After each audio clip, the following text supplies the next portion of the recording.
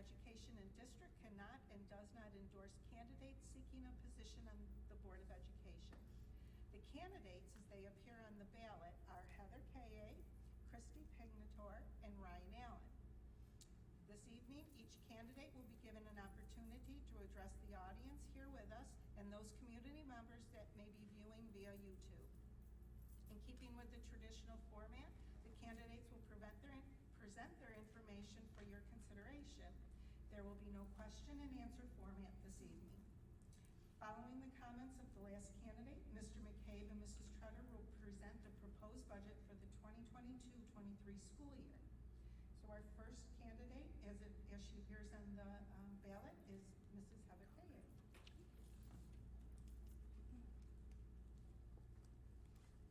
Good evening. Thank you for giving me the opportunity to speak tonight. I'm Heather Kaye, and I'm seeking re-election to the Akron School Board. I just finished my 3-year term, and boy, 3 years goes fast. I guess when you have 4 kids, everything goes fast. I've learned so much during my short time here with the school board, and if re-elected, I'd like to continue to use my skills, time, and experience to ensure that our children have the resources and support they need to achieve their maximum potential. My husband Bill and I chose this close-knit community to raise our family because we value high-quality schools and small-town values, work, faith, honesty, sincerity, and family. We've been residents of Newstead for 14 years and raised our 4 wonderful children, Bryce, Luke, Finn, and Arden, who all attend Akron School District. I have a personal interest in preserving and improving the quality of our school system. After all, it's only 12 more years till my youngest graduates. She is the class of 2034. I've had the pleasure of representing many different groups in the community and want to help ensure that others have a voice in making educational and administrative decisions. I volunteered in numerous organizations in our community with a focus on working with children. These positions include leaders of the Akron Cub Scouts, co-leader of Girl Scouts, committee chair and secretary for the Akron PTA, a volunteer for the Akron Celebration Committee, Newstead Recreation, and Akron Soccer League alongside with my husband. With these ties to the community, I hope to be a conduit for the concerns and interests of teachers and parents. During my time as a trustee on the school board, I've supported the school in many of the challenges we face with the COVID-19 pandemic and the effects it's had on our students, staff, and teachers. I've served on several committees, attended conferences, and,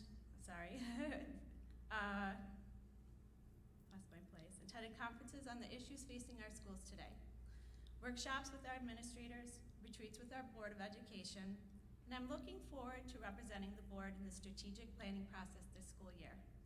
In closing, I feel it's been a privilege to serve on the Akron School Board. I look forward to working together with our community to secure quality education for all our students. Please vote for me, Heather Kaye, for Akron School Board next Tuesday, May 17th. Thank you.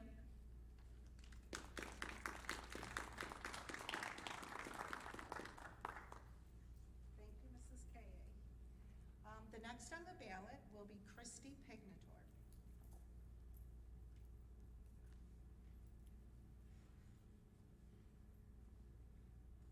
Hi, everybody. I'm Christy Pignator, and I'm running for the school board. You'll notice I brought my little friend here. This is a little puppy from my daughter, Cicely, because I am not a public speaker. So she said I should take the puppy and then I would not be nervous. So I'm clutching the puppy. Cicely is one of 6 children. My kids range from 7 to 24. They've all either been to and through the school system here or are currently in the school. Right now I have a 10th grader, a 6th grader, and obviously my 2nd grader. I'm involved in the community with the Akron Chamber of Commerce. I work extensively with some military groups, both locally and nationally. My son is in the Air Force, and so that's a particular matter to me, very close to my heart. I joined this election just because when we were home and on remote, I noticed my daughter was really behind, really struggling to learn, really struggling to keep up. And then when we came back, my 10th grader he was part of the football team that was sent home for quarantine, and he has struggled since. He has still not caught up. I was alarmed that there was nothing in place in the current times we are in for any sort of a learning protocol for him at all. He was just kind of thrown to the wolves, and it was difficult to help. I think most of all, what I've noticed just kind of in coming to meetings and just observing the situation, that is an area I feel is in most need of some improvement, is the communication and the transparency and the responsiveness of the board as it is. When a parent has a concern and they come in, it's either not addressed at all or it's skimmed over the top of, and I feel like that is partly because we've sort of become two different parts of what should be one team. So I'm hoping to be able to bridge that gap with some communication and transparency between the board and the parents. So I'm asking for your vote on May 17th for the school board, and I thank you for your time.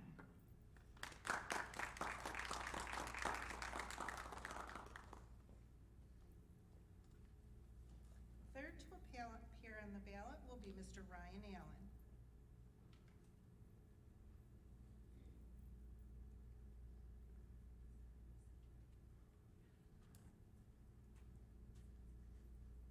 Thank you, Mrs. Redmond. My name is Ryan Allen. I've lived in Akron for the past 4 years. I'm moving back from Maryland, where I had spent 4 years working in fire and EMS in the District of Columbia. I'm a proud father of 5 children, and I currently work in the heavy equipment field as a crane technician.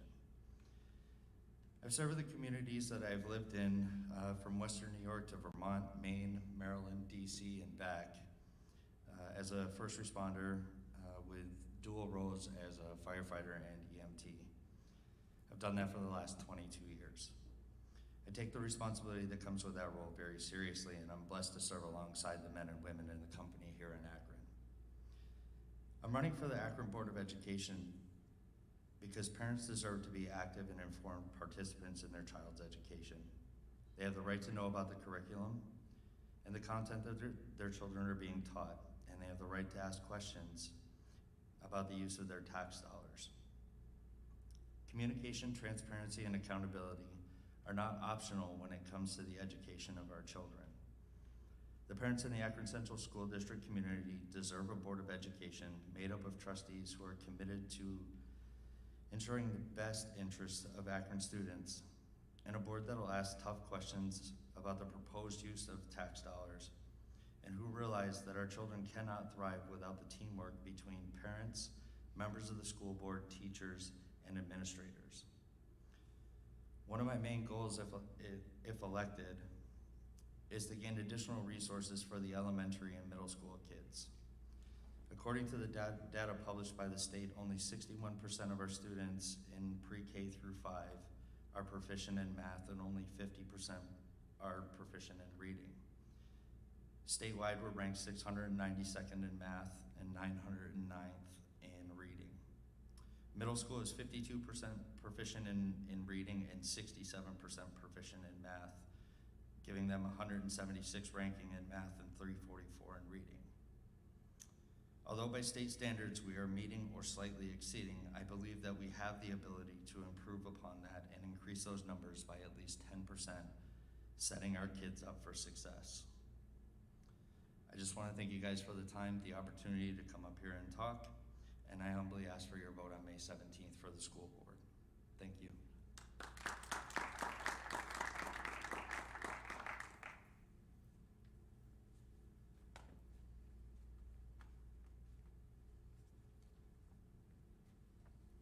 Thank you so much, everyone, for your information this evening.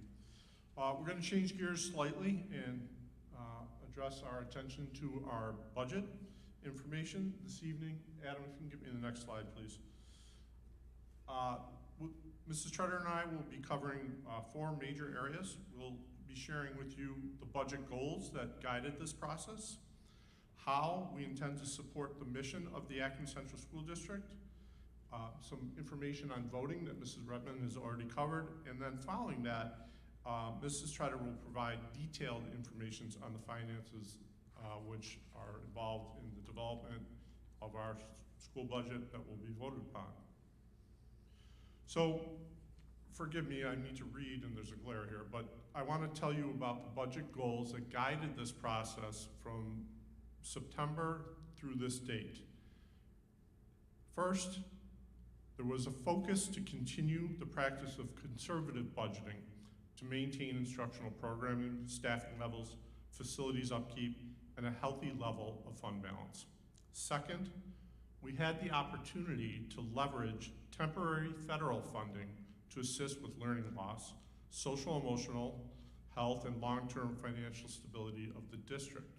Now, many of you know, if you've attended any of our meetings, that the district, as we're all districts in New York State, afforded federal dollars to address learning loss, and programs were initiated, but we also had to be cognizant that those federal dollars are not infinite in duration. In fact, they expire in just 2 short years.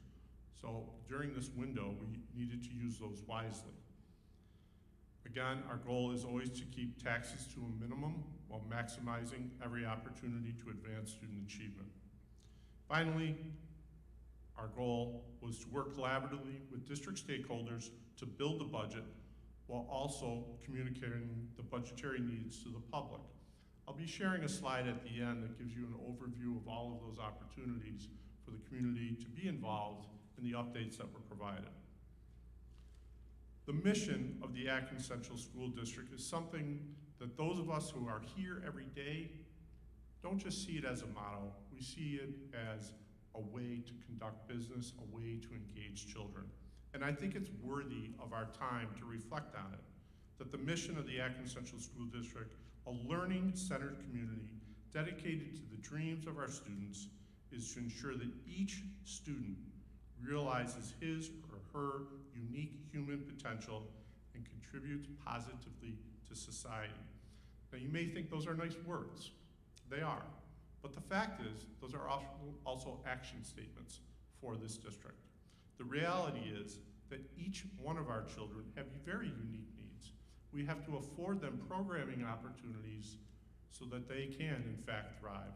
That involves a commitment to our extracurricular, our visual and our performing arts, our interscholastic athletics, the opportunity for classroom instructions to be differentiated to meet the needs of a wide range of students, including students with disabilities. A lot of this mission statement drives our everyday critical thinking, and it is particularly important during a budget process. We bear the responsibility to consider the needs of kids and therefore to align the use and the conservative use of district resources, including taxpayer dollars, appropriately. Give you an example of some of those attempts to support our mission. I have just a few bullet points, some of which I've already spoke to. The need to deliver high-quality educational programming with opportunities for remediation and enrichment. Now, we had a unique opportunity, and we still do, with those federal dollars to expand enrichment, to expand remediation activities, to expand summer school, to provide transportation to summer school that exponentially increased the number of families and children that could attend. We had to make sure, and we continue to make sure with this proposed budget, that there are appropriate staffing levels to support the educational needs of all learners, UPK through 12. I have a slide coming up that will show you some additional staffing. Professional development aligned to our curricular requirements and student learning needs. A major focus, the needs of our kids changed dramatically as a result of the pandemic. So in keeping and being reflective and responsive to those needs, we've had to align our professional development practices. The teachers are excited, quite frankly. Some of you who are in education may know the term Kagan structures, but it is a pedagogical approach to really involve kids and working collaboratively around targeted learning objectives where the kids take the ownership of the learning. That's just one example. I could go on with others. And finally, technology integration to support the long-range technology plan. There are provisions for all existing extracurricular and interscholastic athletics and the continuation of our high levels of student participation in our renowned visual and performing arts programs and athletic teams. We understand that kids have felt disconnected. We want them connected, and participation in extracurriculars is essential to their overall educational, social, and emotional development. I already mentioned the expansion of the summer school and the addition of new clubs to engage student learning. In terms of staffing, the new budget does include an additional kindergarten teacher so that we can address the teacher-to-student ratio at the primary level, the addition of a kindergarten teacher aide to address the needs of a student with disabilities, a 0.5 English as a second language teacher. It's something, quite honestly, we've struggled with. We do have students that require English language learning services. We've typically contracted through Erie One BOCES. Unfortunately, they're not out there, so we're hoping that if we find and hire our own individual, the kids will get the services that they need. We have a 0.5 speech teacher included in this budget. That is mandated services for students with disabilities under their IEP. In collaboration, now most of you know this, we have an agreement with the Tonawanda Seneca Nation to provide educational services. We received grant dollars from the New York State Department of Education, but our service to those students is contingent upon everything that's identified in the grant, and that's where the funding source comes from that. We've identified the need for an additional Native American counselor. We have this year started a Seneca language program after school for our Tonawanda, our Native American students and our indigenous students. We want to make that available to all kids, quite honestly. We did receive some unanticipated state dollars to launch the program this year, and it has taken off, and it is doing exceedingly well. We'd like to continue that program. We've included it in the budget for next year. One thing that we have never had, and it's common practice in other districts, is to hire a psychology intern. This is a graduate student finishing up their programming and seeking their permanent certification in school psychology. They have to do an intern. Often they are paid. The cost is minimal. The benefit to the district is exponentially greater than the cost because you're getting the services of a school psychologist to perform mandated testing and other services to kids. And as I indicated, it's a common practice, minimal impact to the budget, but certainly a win-win scenario. As many of you may be aware, we had a district technology coordinator. That position is continued on, only we're hired a director of technology. The distinction being the director has administrative certification, whereas our previous coordinator did not have the administrative certification and had some limitations in some of the roles and functions they could perform in the district. Given the need of students, and we certainly learned this through the pandemic, for the appropriate use of technology, and I think all of us, including us parents, learned a lot about the technology use and technology platforms. We found that our technology staff was exceedingly overburdened. So there is a position in this year's budget to provide them some clerical help so that they can be function on more of the application side of things and addressing student needs. This has come up a number of times in previous budget presentations, and it really was input from the community, quite frankly, that we have a beautiful facility. Our swimming pool is amazing. Unfortunately, we don't offer swimming lessons during the instructional day. We're looking at this more or less as a pilot. We do have some scheduling issues to overcome. There's a 40-minute block getting an elementary child from the elementary school over to the high school gym, in and out of a bathing suit and so on. It can be challenging. So we've included in the budget an after-school swim program with advisors, and we're hoping to get great participation there. And then finally, we have a director of athletics who also serves as the director of physical education and health. It's an 11-month position. Given the high participation rates of our students, given the need to really look at our physical education programming, as well as a big concern amongst the community was health and mental health, looking to expand that position to make that a 12-month administrative position. Some additional program enhancements that are included in the budget are on this slide. I've already mentioned the professional development and highlighted the Kagan strategies. It is critically important that we have an articulated data system to monitor student growth. Now, you all are familiar with report cards and PowerSchool, and we can track. What we're talking about here is more of a finite system where we can really track individual student progress on classroom-based assessments, carefully catch where they might be slipping by targeted learning objectives and New York State standards, and using that data system to drive our AIS programming. We do have an initiative for new Chromebooks and interactive classroom displays. Many of those are at their end of life expectancy. Included in this budget, again, addressing the learning loss, is the High School Academic Learning Center. This had been with the district years and years ago. It was lost to budget cuts.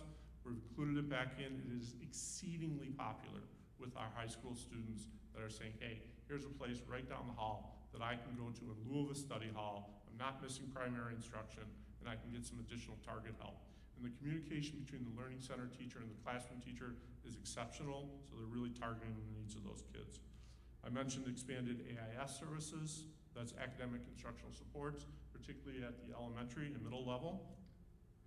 We have included in the budget a contract with Best Self. Best Self provides social and emotional support. They also provide supports to families that are maybe addressing some home-based issues. Our Best Self coordinator has been a tremendous addition to our staff this year.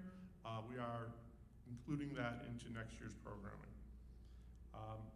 Robust after-school tutoring programming. We've added engineering and robotics. It's a very popular program. We're supporting that program through the procurement of the necessary instructional resources. I've heard some interesting stories about how old is this instrument from our music department, and came to discover that we have some really old instruments. I don't remember the exact dates, but they've lasted the test of time, but they're at their end of life expectancy. We did not have an instrument replacement cycle. So what we intend to do in initiating it in this year's budget is an identification of the age and, more importantly, the condition of the instrument, and determining how we will phase in a replacement plan over time. We're not buying all new ones at once. One of our exceedingly popular programs at our high school is our CAD design program that also ultimately may result in kids using a laser printer. These devices are just phenomenally attractive for kids, for learning, to be able to make a physical creation from their computer-based design. They're expensive. They're $22,000. Ours, beyond end-of-life expectancy, actually kind of melted. So they don't have access to that technology right now, and so we've included it in the budget. And I know that the kids will be excited because it's an important thing. And then finally, a request from our science department, mini solar patterns and water purifying systems for the high school science lab. So those are just some of the highlights of items that are included in the budget that are intended to address student need and educational programming. You can obviously read the slide for yourself, and Mrs. Redmond spoke to it. I just want to note that in this year's budget, there is a proposition for the budget, the 22-23 school year, as well as the bus purchase resolution. The district has a replacement cycle for school buses. Many of you have heard about the conversion to electric. We have time to do that. If we were to purchase the two buses, the two short buses that are in this proposition, they won't be at end of life expectancy. And honestly, there's a lot of continuing legislation to evolve around that electric bus plan. So we're certainly using taxpayer dollars wisely, and there's not a need at this point in time to start the electric bus purchase plan. And finally, the voting information for if you require our 3 Board of Education seats for 3-year terms. And if you require an absentee ballot, you must complete an application, and you can contact the district clerk. The deadline for all ballots to be received is 5 o'clock on the day of the vote, May 17th. I mentioned, without being redundant, the voting information for candidates seeking election to Board of Education. This is how they will appear on the ballot in the same manner as that they addressed you this evening. And finally, I just wanted to briefly, and I won't belabor the point, we follow a budget calendar every year. That calendar starts really in September and October with our business official and myself working with our department leaders and our instructional leaders, who are in turn working with their staff and their teachers. The intent is to build a grassroots budget based on need. That process starts early on. The final budget calendar is created in the beginning of November, and then from there, the following dates, which I won't read, were all the updates and presentations to the Board of Education. So you can see it's an incremental process with regular and routine updates to the board. Those presentations are still archived if you wanted to view them on the school website. And I believe that they're all posted as well. So finally, that is it for me. Mrs. Trotter, I will have you come up and talk to us about the details from the number side.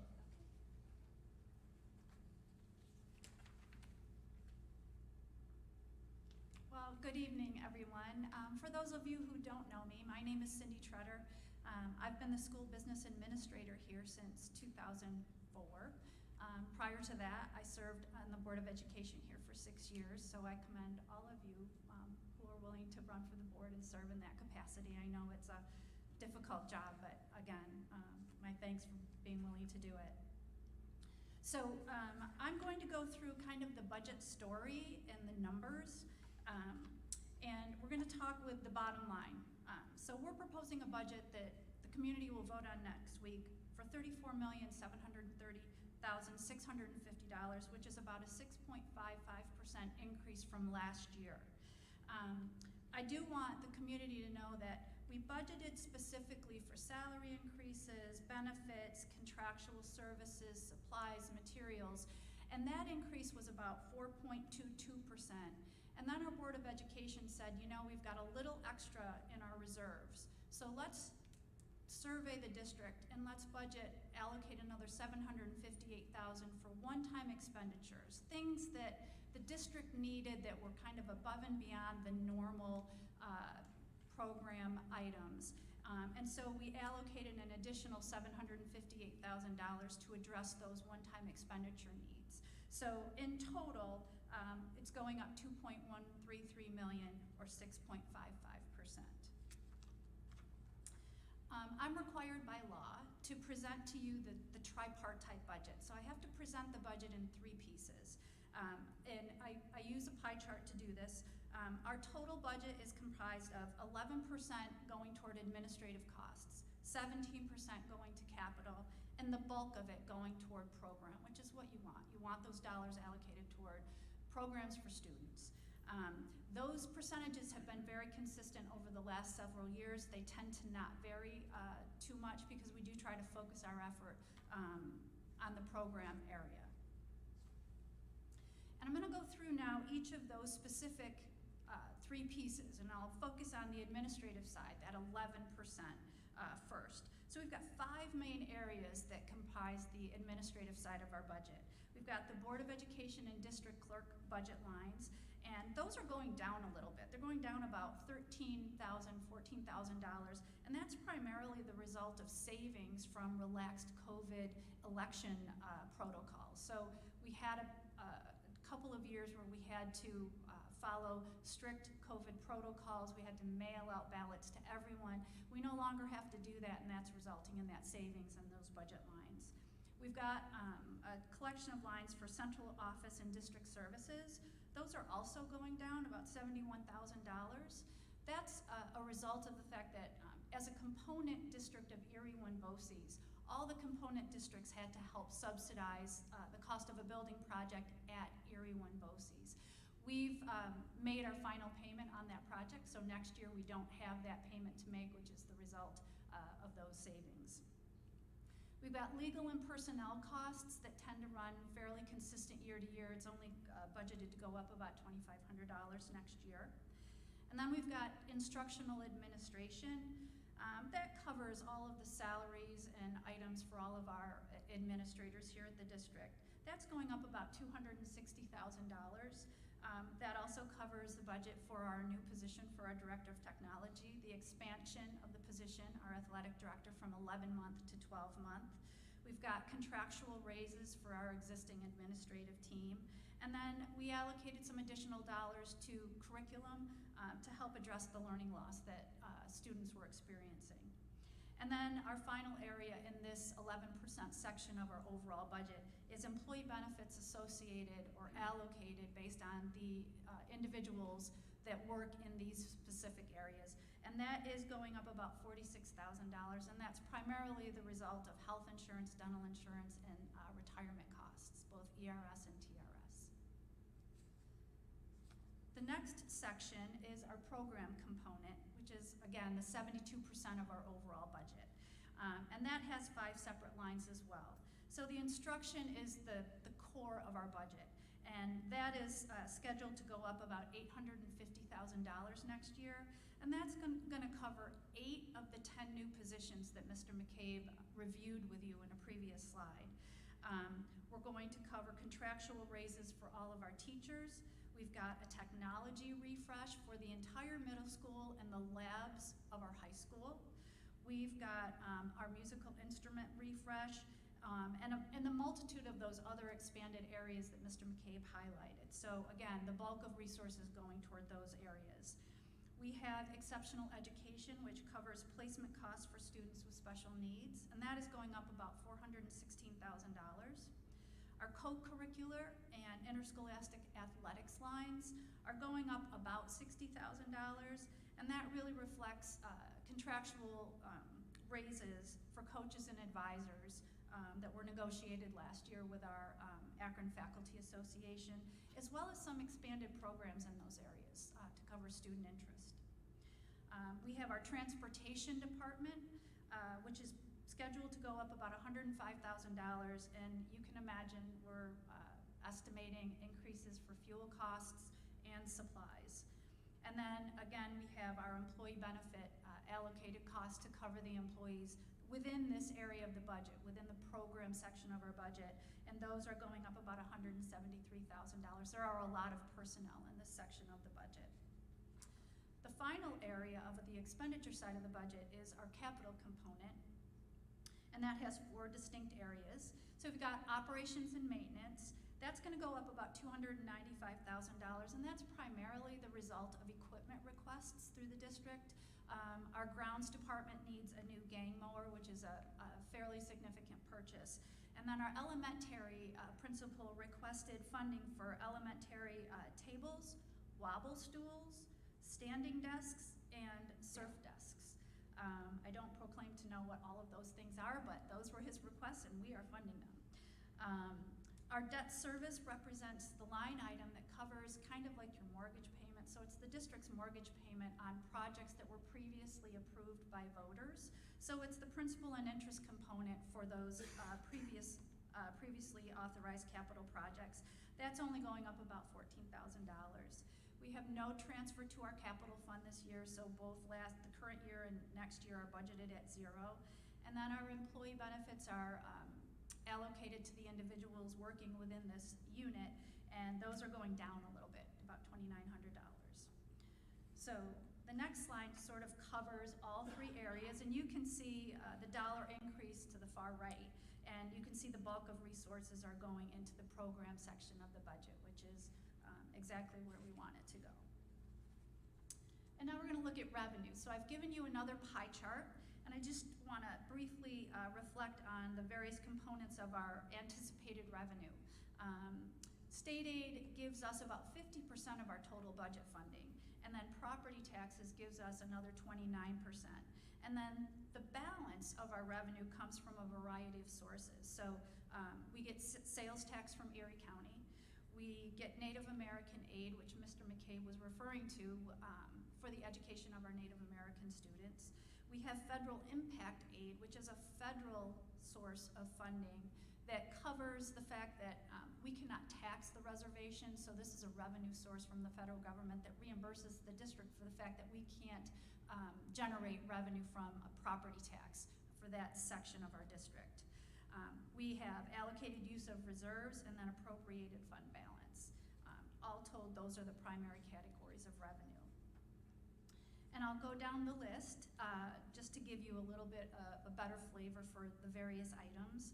So our state aid next year is scheduled to go up about $692,000, and that's primarily $300,000, $320,000 for foundation aid, and the balance is going up in BOCES aid. We made a concerted effort this year to target our resources toward BOCES funding. When we spend dollars at BOCES this year, we get BOCES aid back the next year. So with the computer refresh, with paying off our BOCES building project, and some various other initiatives that we're undertaking this year, we're gonna generate some additional BOCES aid next year. Our property taxes, I do wanna highlight, this Board of Education made a concerted effort this year to ensure that there was a zero tax levy increase. They wanted to take those excess reserves and allocate funding so that the community didn't have to sustain a tax increase. So again, there's zero increase in property tax. Our sales tax line, we're budgeting a $200,000 increase, and that's because we fully restored from our COVID shutdown. For those of you that have been to these presentations several years ago in 2020, we didn't know what was going to happen with the COVID shutdown. When the county kind of shut down, the state government shut down, we knew that we wouldn't be generating a lot of sales tax. So we reduced that revenue line item for the last several years, and it's rebounded quite nicely. So we feel comfortable restoring that to its previous state. So that's going back up to the 1.2 million. Our Native American aid funding covers the tuition aspect of our program, as well as something called supplemental funds. And that is specific programming associated with our Native American students. That increase really reflects the fact that the state has finalized the contract for the current year that we're in, and then also finalized the next 5-year contract. So the district embarks on a 5-year contract with the state. We've just finished one 5-year contract. We're going to be starting another 5-year contract. And when we do those things, they kind of adjust tuition rates, they reanalyze the Native American student population, the programming associated with those students, and that generated a nice increase for the district. We have a line that's called Other, and that kind of covers all the little categories like gifts, donations, insurance recoveries, interest, refunds of prior year expenditures. There's a lot of little categories that we kind of bundle all together and call it the Other category.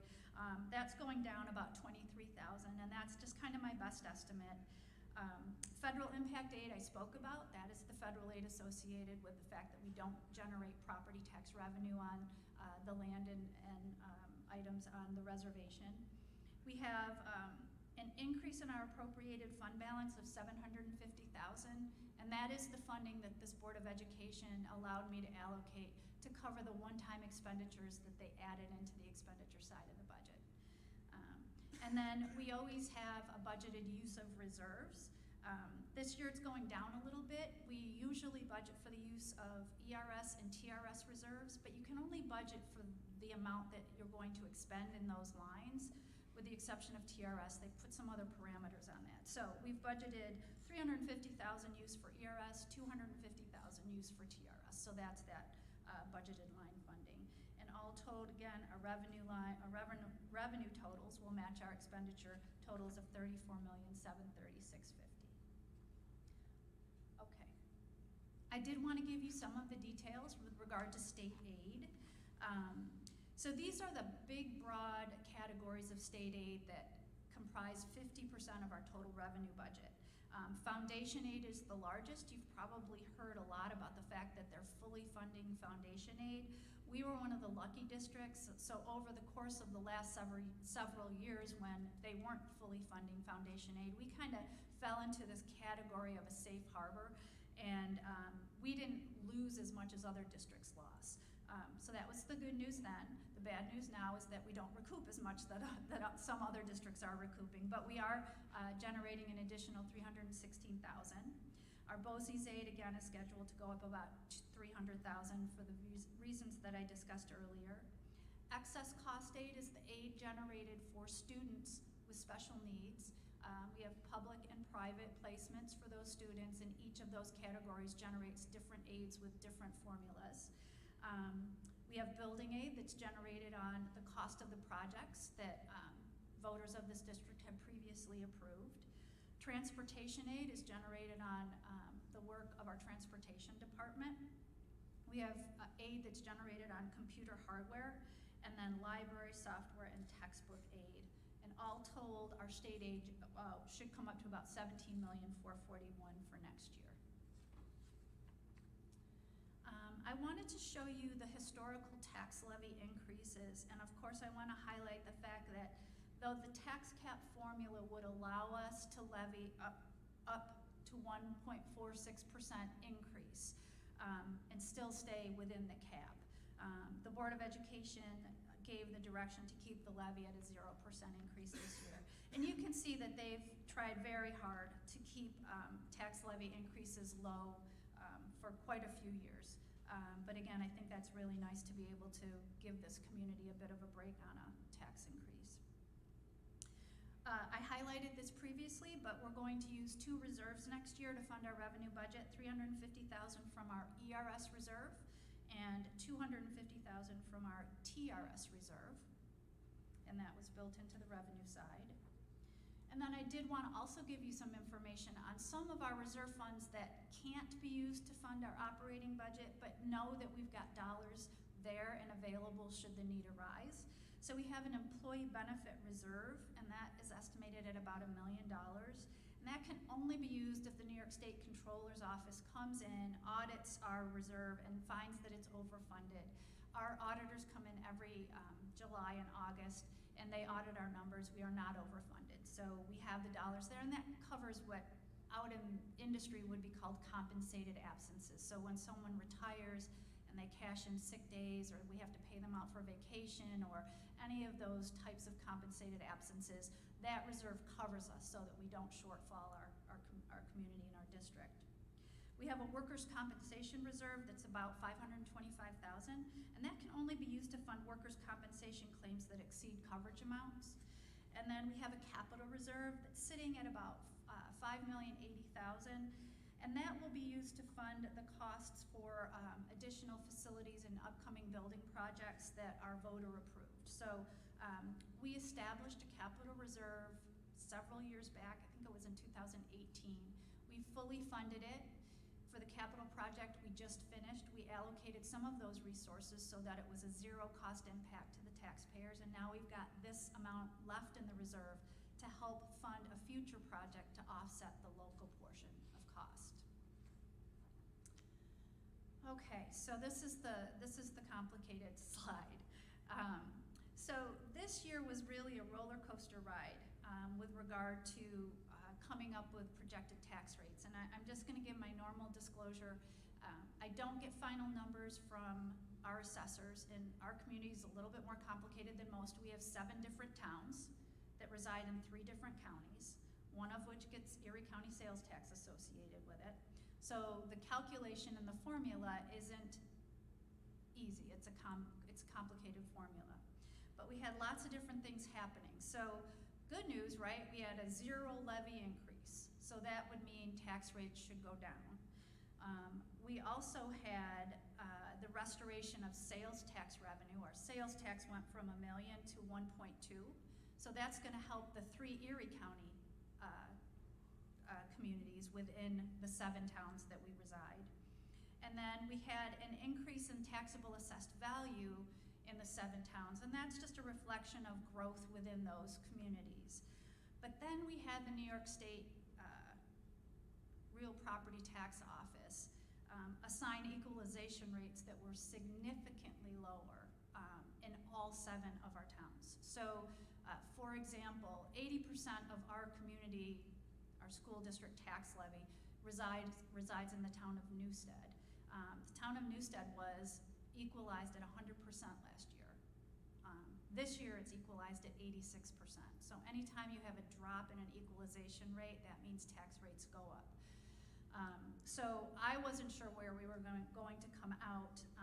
In all honesty, I think Royalton saved us. The town of Royalton called me and said, "You're going to love me this year," because we just added $65 million for that switching plant. You see the new power lines going in. Well, the beautiful thing is that was all built in the town of Royalton, but within the Akron Central School District. So adding that amount onto the levy helped all the tax rates. So my best estimate at this point, and again, we won't have any final numbers until July, but every tax rate is scheduled to go down.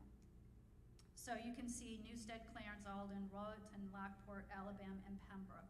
Tax rates per thousand are scheduled to go down in every single town, which is a wonderful thing. And again, they won't be final until July, and the school district won't actually levy taxes until August, but this is my best estimate at this time. Okay, all right. I do need to every year to talk about a contingent budget. So if our budget is defeated, we would be required to remove $325,000 of contingent equipment expenditures from the budget. That would mean no gang mower, that would mean no wobble stools. Like, we would just have to immediately remove all of the equipment.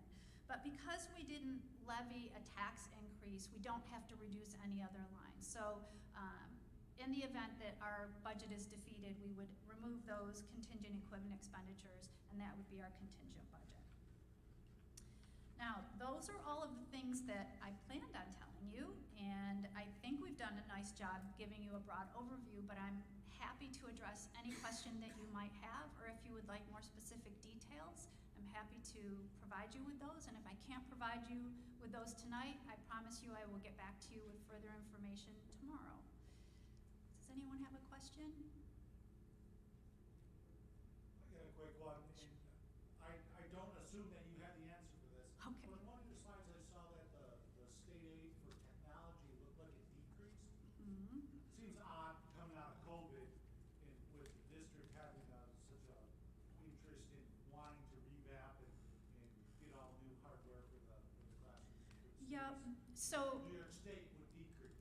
Yep, so each of these state aid categories have different formulas that work, and unfortunately, because our enrollment is going down, a lot of these numbers are driven by strict enrollment numbers. There are some other factors that impact it, and the state adjusts those factors every year. I can tell you that even like the textbook aid and the library aid dropped this year as well. So I don't know if it's appropriate for me to say this, but I think that we might see an uptick in enrollment. I think we're gonna have some COVID babies maybe coming along. So we're hoping that, I do an analysis of enrollment every year. I have to do it for the filings that the SEC requires for our debt borrowings. And we have a program that utilizes live birth data and cohort factors, and we kind of analyze where we're going. And I did see a little bit of an uptick in these year's estimates that go out 4 to 5 years. So I'm going to hope that next year we also see an uptick, because that will also help drive those numbers. That was more enrollment based. Yes. Thank you. You're welcome. I wonder if you could put the last slide, if I missed the bottom part, you did require to charge for use of their facilities. Thank you. Okay. I said, what are they charging for? That was, we don't want to do that. We don't like to do that. By law, we have to do that. So I always put it way at the bottom and hope that we never go there. So, would anyone else like to ask a question? Yes. Hi, Cindy. You see by the color of my hair that we don't have any kids in school anymore. But I just wanted to say that I thought the presentation was very good, very complete, and it just seemed very transparent to me. So thank you very much. Oh, thank you. Thank you. All right. Well, if anybody leaves tonight, and if you're like me, you're going to walk out and think of 3 things. Please feel free to call me, email me, stop in and see me. As people know, I love to pull out my budget binders and give you all the data. Some people say I hold them hostage at times, but anyway, I'm happy to talk budget with anybody who wants to listen. So, thank you.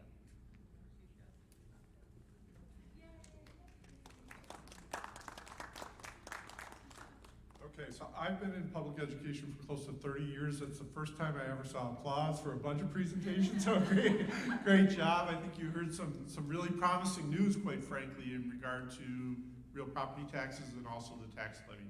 I think we're in a unique opportunity for some of you who've been around public education for a long time. There's been some dark years fiscally across the state. Fortunately, remarkably, we're in a much better position. We're in a position where we have an opportunity to provide our kids with the best educational program we can. We're not talking about cuts. We're not talking about tax levy increases. We're actually presenting to the community a 0% increase, which is quite remarkable. And I think you'll find, as you follow the news, unique in Western New York. And I credit that to the wise decisions that our Board of Education has made over the years and the leadership of Mrs. Shredder. So thank you all so much for coming. If you ever have any questions, please contact us. We're going to end this meeting, and the Board of Education has their regularly scheduled meeting. If you'd like to attend, you're certainly welcome. We're going to transition over to the high school cafeteria for that meeting. Thank you.